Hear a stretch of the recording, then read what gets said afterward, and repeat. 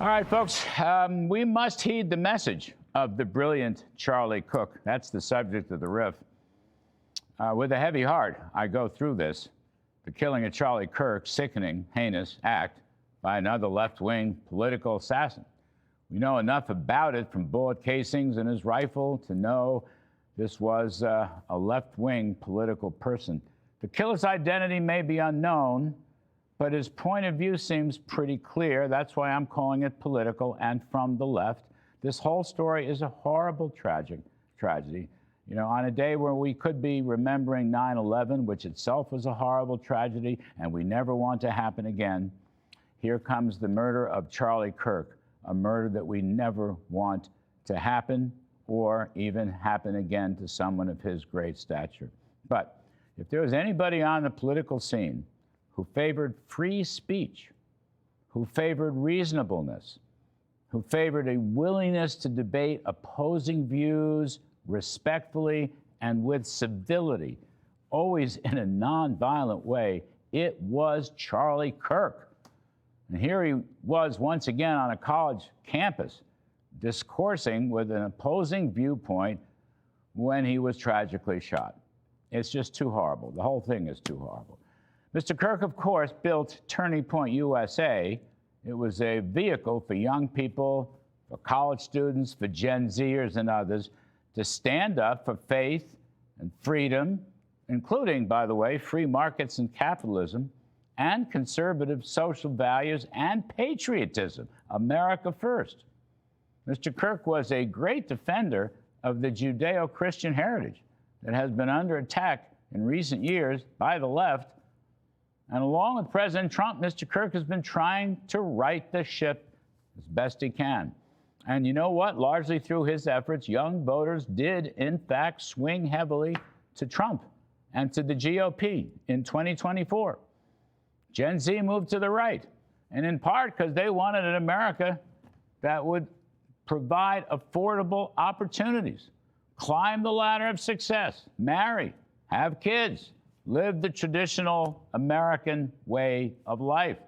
During the Biden years, the key word, however, was unaffordable, at least in economic terms. Now, the leftward culture of the Biden years was yet another problem, but unaffordability, the lack of home ownership, slumping marriage rates, not having kids, all this pushed Charlie Kirk's message to a wider and wider audience as he recruited more and more young people to his cause and to his group, and as he himself always put himself on the line in the college campuses to debate the issues with civility.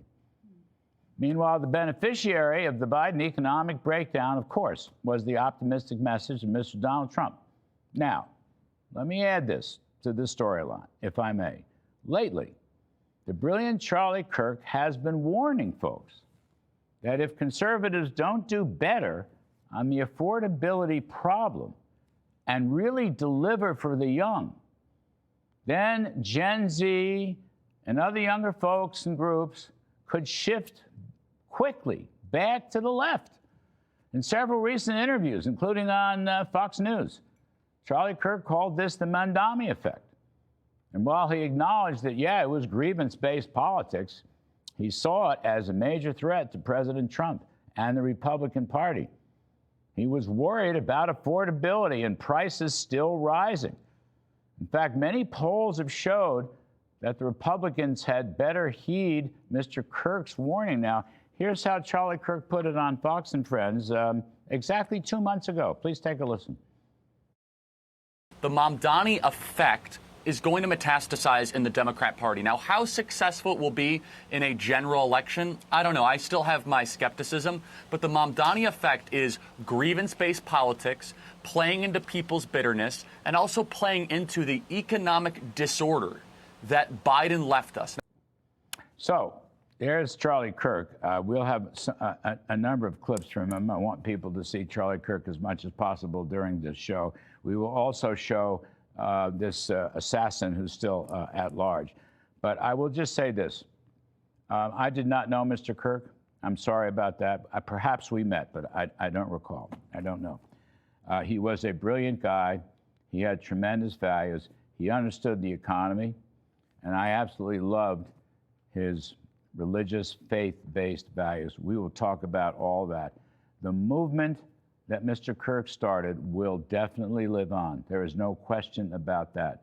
Good values always do. I want to emphasize that on a day where we must not ever forget what happened here on 9/11, because America has largely overcome that as well.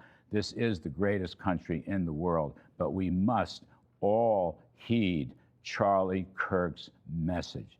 That's what we must do.